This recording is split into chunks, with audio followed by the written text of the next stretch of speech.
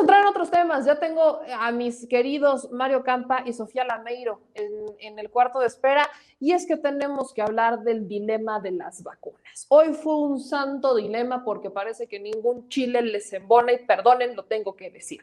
Que por qué no tenemos vacunas, que por qué no tenemos. Que porque Marcelo no está hablando por teléfono y parece que todavía las está negociando, no, que ya las habían negociado. N cantidad de argumentos. La de hoy es: ¿por qué nada más llegaron 3,000 vacunas? Y para explicar eso y mucho más, les agradezco justo a mi querido Mario Campa y Sofía Lameiro. Mario, ¿cómo estás? Ahí está, creo que el mute. A ver si le quitamos el mute. Mientras, mi querida Sofi, ¿ya andas por ahí? Hola, Meme, sí, acá ando. ¿Cómo estás, Sofi? Buenas noches. Buenas noches, muy bien, ¿y tú? Bien, bien, bien, muchas gracias. A ver si ya tenemos ahí a mi querido Mario Campa. ¿Cómo estás? Buenas noches. Ay, perdón, era yo. Sí. Hola, buenas noches. Sí, Mario, ahora sí te tocó a ti. Buenas noches. A ver, quiero ir cuadrando esto. Mario, ayúdame a cuadrar el tema de las vacunas. Sí. ¿Cómo anda México? México está dentro de los primeros 10 países que recibe vacunas. De hecho, el primero en América Latina. ¿Cómo nos posiciona esto y cómo deja el argumento de la oposición del que todos se quejan y nada les parece?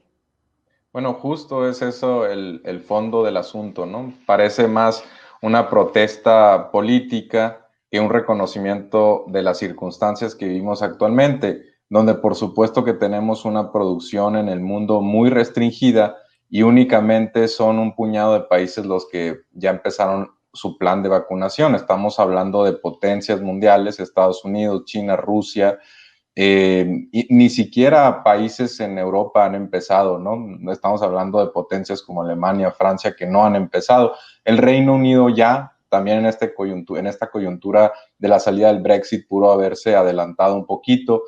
España está por empezar también, y justamente recibió un avión similar al mexicano, donde son muy pocas dosis, y es sí un gesto simbólico para decir esto ya empezó. Y en las siguientes semanas y meses van a estar recibiendo más dosis conforme la producción de los laboratorios, evidentemente, de las farmacéuticas, lo vaya permitiendo. Entonces, estamos hablando de que llegan en este momento 3,000 unidades de 1,000,000, casi 1,500,000 que se van a aplicar de aquí a finales de enero, ¿no? Recordando que la aplicación va a empezar entre aquellos que están en la primera línea, el personal sanitario, y las personas de los grupos vulnerables. Mañana mismo empieza, creo, ya la aplicación de estas primeras unidades, y seguirán, ¿no? Conforme vayan llegando más cargamentos, más aviones, se irán distribuyendo por toda la República. Empezarán ¿dónde? En Coahuila y en la Ciudad de México por cuestiones logísticas, y se irán distribuyendo eventualmente a todo el país. Ese es donde estamos en este momento, ¿no? Ahora, Sofi, te quiero preguntar a ti, ¿cómo ves este seguimiento? Hay muchas personas que se están quejando por lo de las 3,000 dosis y dicen que cómo celebra el país que llegan solamente 3,000 dosis, no hacen el análisis que ya nos ayudó a hacer Mario, pero tampoco leen lo que pone Marta Delgado, en donde dice que estas 3,000 dosis lo que buscan es aprovechar para aceitar esta cadena de frío, ultimar detalles, y a partir de ahí las entregas son semanales. ¿Cómo interpretas tú estos discursos de la oposición que hacen mucho ruido y que generan sin duda cierta incertidumbre con la ciudadanía?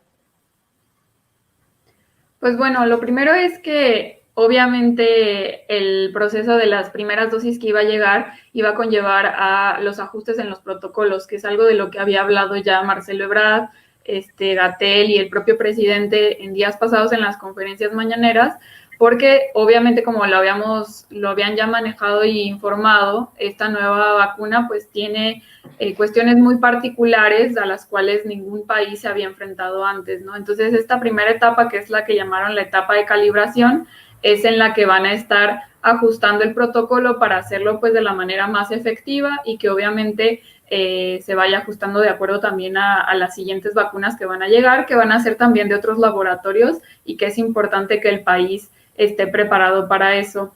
Creo que esto es un hecho histórico, como ya mencionaba también Mario, somos de los primeros países que están recibiendo la vacuna y que además también ya al día de mañana las vamos a estar aplicando, lo cual también son buenísimas noticias para los primeros médicos que van a ser vacunados y que además pues están en la línea de batalla al frente de la atención a COVID, ¿no? Pero pues otra cosa también importante es que siguen llegando poco a poco las vacunas, ¿no? Como mencionaba también Mario, pues se están creando en este mismo momento las vacunas, se están realizando y se están cumpliendo porque pues al final del día el laboratorio de Pfizer se comprometió con el convenio que se firmó con México a entregar 34 millones de vacunas, de dosis de vacuna, entonces pues eso va a ser también importante, que van a ir llegando, como ya lo había informado Brad, pues en estos meses, en el primer cuatrimestre del año.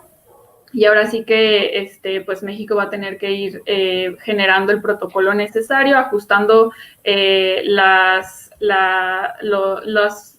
formas para que llegue a todos los estados, ¿no? Porque también conlleva una cuestión de logística importante que tiene que ver con el traslado, ¿no? La vacuna tiene pues estas especificaciones de temperatura, pero también pues hay que decir que tiene especificaciones también de seguridad que son necesarias que se cuiden. Aquí justamente mencionas el tema de la distribución de las vacunas y el compromiso del gobierno federal de que esto sea completamente gratuito y de acceso para todos. Mario, veo, y también quiero, Sofi, tú estás en uno de los estados federalistas, particularmente Jalisco, ¿cómo entender esta insistencia por parte de particularmente los gobernadores de la Alianza Federalista y del sector privado por querer privatizar, ¿no? Por decir, yo voy a comprar estas vacunas, ¿por qué no me dejan comprar estas vacunas? ¿Cómo entendemos el que exista esa molestia por el que privados no puedan participar y que la vacuna se haya hecho gratuita y de acceso total? ¿Cómo entendemos que se enojen por algo que no les va a costar, pues? Bueno, en el sector privado pueden estar un poco molestos, pues simplemente porque se deja de percibir ciertas ganancias, ¿no? En el sector, hablando ya de las unidades subnacionales, pues los estados también quisieran adelantarse al gobierno federal. Evidentemente también hay un trasfondo político, sobre todo en un año electoral, pero eso abriría una cadena de problemas que creo no estamos dispuestos a lidiar con ellos. Por ejemplo, nuevos conflictos a su vez entre municipios y los estados. Quizá los estados no tengan, además recordemos que los estados no tienen un aparato de policía lo suficientemente robusto en cuestiones de seguridad como para garantizar que esas vacunas van a tener el tratamiento debido. Además podrían estar compitiendo, imagínate, en precio con el mismo gobierno federal, rompiendo las economías de escala. A medida que tú compras más, te abaratan los costos unitarios y entonces podríamos estarnos dando un tremendo balazo en el pie, ¿no? Hay que entender esa parte para decir que efectivamente hay buenas razones para no querer darle este compromiso a los gobernadores. Y en el caso de la iniciativa privada, pues también muchos de los argumentos aplican, estaríamos fragmentando el poder de compra y otra serie de inconvenientes. Además que, ojo, estamos hablando de que si nosotros le damos a la iniciativa privada el poder de decir quién se vacuna y quién no, es decir, le damos al mercado la facultad de decirlo, pues se van a empezar a vacunar primero los ricos, pongámoslo como es. Y si se empiezan a vacunar primero los ricos con esta producción sumamente restringida que tenemos en todo el mundo, pues entonces estaríamos olvidando quizá al personal médico que está mucho más expuesto al virus, donde además necesitamos además que estén en perfectas condiciones porque están atendiendo a muchísima gente en estos días. Imagínate también nosotros mismos vulnerar nuestra capacidad de atención. Y por otro lado, también se estarían dejando de lado a personas con comorbilidades, a adultos mayores que quizá no tengan la capacidad para acceder a la vacuna si tú la empiezas, digamos, a subastar, ¿no? Podríamos llegar a un ridículo de que se empiece a subastar por eBay al mejor postor. ¿Y eso qué va a hacer? Que se terminen entregando muy pocas dosis a un precio altísimo por la alta demanda, ¿no? Entonces, En estos casos es cuando hay que recurrir, creo yo, al sentido común y evitar ese tipo de circunstancias, ¿no? Acá retomo lo que señala Hugo López-Gatell, en donde dice, la vacuna contra el COVID no se podrá comprar en el sector privado porque este motivo, justamente lo que me acaban de señalar, se prestaría un poco a corrupción, señalando que es una disposición que, pues sí, entraría al tema del mercado privado y va a empezar entre la competencia, entre que yo lo pongo, yo lo vendo, quién lo da más barato, quién lo da mejor, y de hecho ya está en el mercado negro, sin estar ni siquiera involucrado aquí, particularmente el sector privado, pero ya está en el mercado negro la vacuna de COVID, ya lo platicábamos al inicio. Pero Sofi, en un estado como Jalisco, de los federalistas, que prácticamente pues ha marcado la agenda de estos 10 que lo conforman, es como todos siguen a lo que haga Alfaro o lo que haga Corral en algún momento, pero el que ha sido mucho más incisivo en el tema de las vacunas es Alfaro. El tema de Jalisco, mandaron incluso un boletín el 27 de noviembre, ¿no? Donde ya estaban, según ellos, listos para recibir, distribuir y administrar la vacuna contra COVID-19. ¿Tú crees que efectivamente estados como el tuyo, Jalisco, estén listos? La infraestructura del estado, la disposición que tiene el gobernador, ¿crees que estén listos para hacer llegar estas vacunas?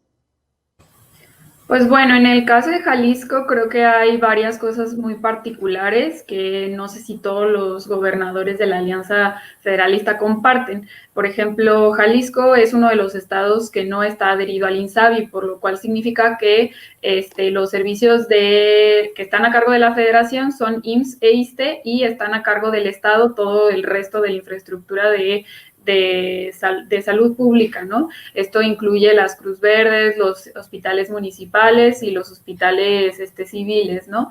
Entonces, pues bueno, ahí yo creo que el gobierno del estado tiene pendiente realmente presentar un protocolo serio de vacunación hecho con expertos y con técnicos para de alguna forma replicar lo que se está haciendo a nivel federal a través de todo el sector salud, ¿no? Creo que eso es algo que pues deben de considerar conociendo cómo está la situación del estado, que hay esta variante de administración pública, ¿no? Creo que ahora se verá realmente la disposición del gobernador de colaborar con otras autoridades, cosa que no hemos visto en pues sus 2 años de gobierno, que se ha visto muy rejego en realmente colaborar con las autoridades en específico federales por la animadversión que tiene política, ¿no? Y esto pues sí llama mucho la atención. También la verdad es que activa varias alertas sobre lo que pueda pasar con la vacuna, pero yo tengo la confianza que el gobierno federal tiene pues mucha coordinación en todo este tema y va a estar marcando la pauta. Creo que sí es importante reconocer que este tema de la vacunación en el contexto de la pandemia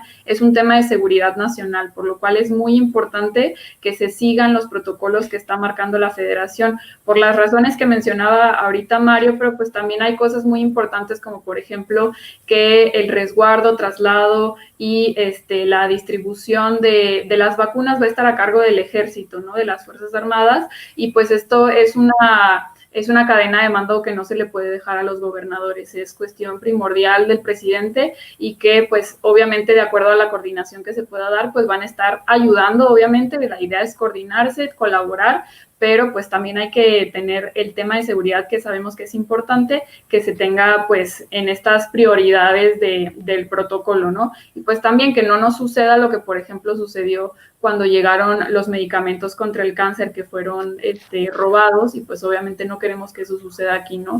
Creo que por eso también es la importancia de que sea pública, que sea gratuita y que sea accesible para todos y todas, y en esto pues creo que el presidente ha sido muy tajante en que se va a mantener de esta forma y que van a procurar que ahora sí que todas las personas, incluso las que estén en las comunidades más alejadas, pues puedan recibir la vacuna y pues nadie se quede sin vacunar, ¿no? Y es que tampoco es nuevo el que las Fuerzas Armadas estén resguardando algo tan importante como en este caso son las vacunas. Escuchaba a algunos reporteros cuestionar por qué estarían en un lugar secreto, que iban a estar resguardadas en un lugar secreto, y cuestionaban mucho. Luego retomamos prácticamente lo que decía Sofi, que se robaron incluso medicinas que necesitaban, que están en escasez. Creo que el tema no está a discusión, ¿verdad? Del por qué necesitábamos que estuvieran bien resguardados y por qué lo hacen las Fuerzas Armadas. Lo repito, no es nuevo, aunque se sigue usando ese argumento como para decir, ven, está militarizando Andrés Manuel López Obrador todo esto.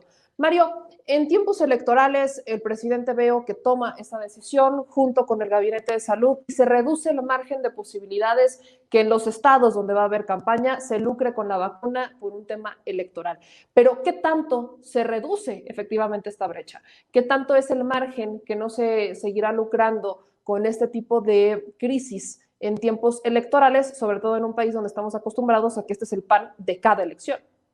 No, yo te anticipo desde ahorita, Meme, que incluso bajo el mando del gobierno federal, cuando se empiece a vacunar las personas, porque esto yo lo he visto con otros programas federales, los gobernadores van a sacar incluso su propio logotipo, su propio programa y van a decir que es una iniciativa estatal. Eso te lo garantizo. Y va a ser prueba de que efectivamente, cuando nos demos cuenta de que eso está pasando, de que su ánimo era más electoral, político, que otra cosa, ¿no? Hay que estar pendiente porque te aseguro que va a pasar en alguna entidad.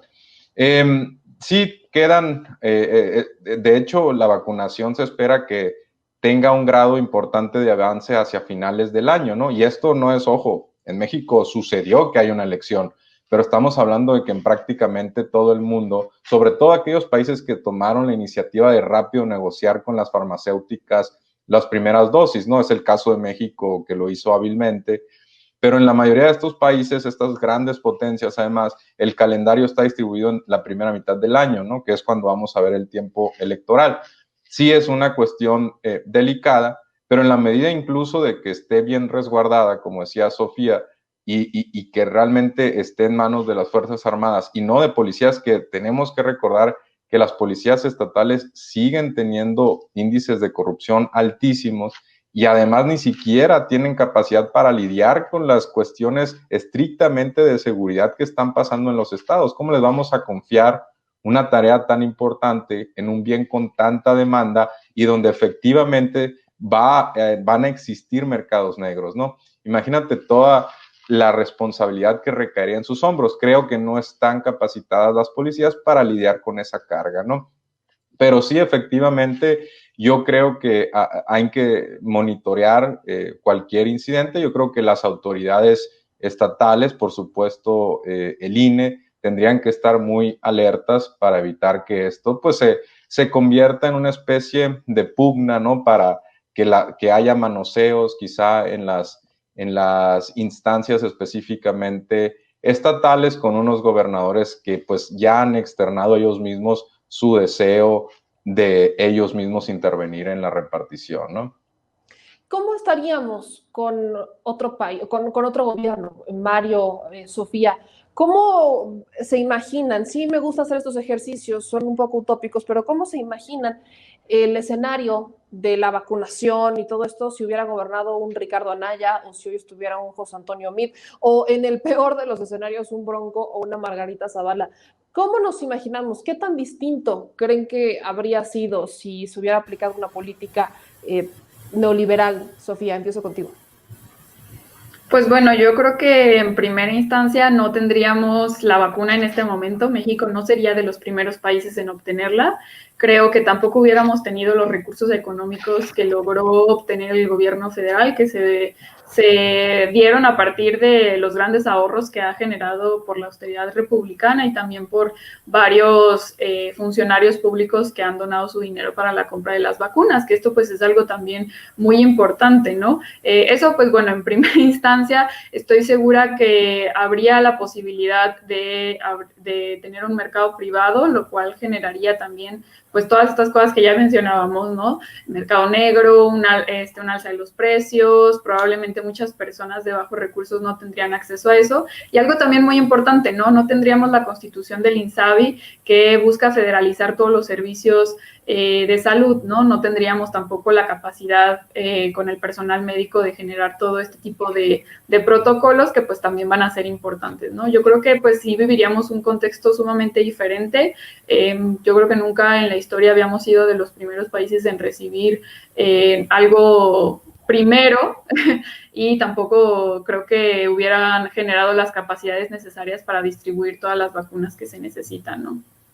Mario, vemos que esto ocurre en gran parte del mundo. Por ahí veía tweets donde decían, si quieren saber cómo nos hubiera ido en México con otro tipo de gobierno, vean lo que pasa en Honduras, por ejemplo. Pero en Chile pasa algo similar. Hoy le reclaman a Piñera por qué nada más van a llegar 10,000 vacunas cuando él había prometido más. ¿Es esto un panorama que podemos decir es una constante, es como condición? Por aquí llegan N cantidad de vacunas y no son las que querían, o sea la cantidad que sea, y hay que hacerla de todos, hay que armar pleito, o ¿cómo entendemos esto, mi querido Mario? Siempre va a haber un poco más de mezquindad en unos países que en otros, ¿no? Eso yo creo que va a ser invariable.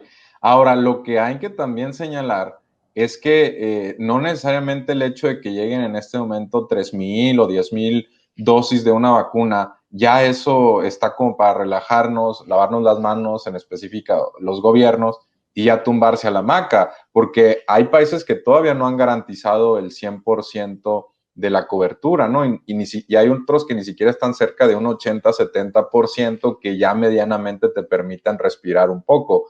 En el caso de México, hay arreglos muy importantes, no únicamente con Pfizer, ¿no? México y Argentina, recordemos que tuvieron una negociación muy intensa con Oxford, ¿no? Entonces, estamos también a la espera de otros cargamentos. No vamos a depender únicamente de la vacuna de Pfizer. Eso es algo muy interesante porque quizá en este momento podría ser que aquellos que efectivamente firmaron un acuerdo de compra con Pfizer estén recibiendo ciertas cantidades conforme la producción de Pfizer lo permita. Todos los países están peleando por las mismas dosis, pero eventualmente también habrá que reconocer el esfuerzo que hizo México con otras farmacéuticas, ¿no? Entonces, en ese sentido, creo que es un avance importante. Yo también coincido con Sofía en que difícilmente hubiéramos visto con otro gobierno que México estuviera entre los 10 primeros países en recibir la vacuna en el mundo. Estamos hablando de que antes incluso que muchas otras potencias y quién sabe, hasta nos hubiera ido probablemente peor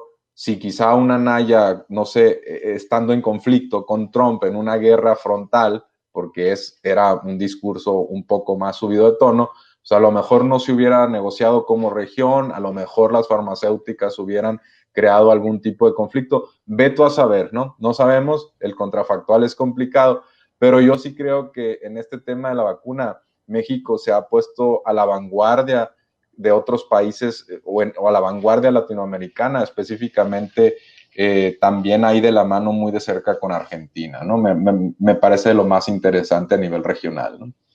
Qué interesante análisis nos ayudan a darle a la gente. Les agradezco muchísimo que estén con nosotros en este programa de los últimos programas del año aquí en Sin Censura. Mi querido Mario Campa, economista, docente, asesor en políticas públicas, un abrazo muy grande, feliz Navidad. Y mi querida Sofía Lameiro, analista política, te mando también un abrazo hasta sus respectivos estados. Y pues feliz Navidad y muchas gracias por este análisis, ¿eh? Feliz Navidad a las dos, que la pasen muy bien, y a todos los que nos ven y todas. Muchas gracias por la invitación, Meme. Un gusto siempre estar aquí y pues bueno, felices fiestas a todos y a todas las que nos ven. Felices fiestas, un abrazo y pues nos vemos pronto.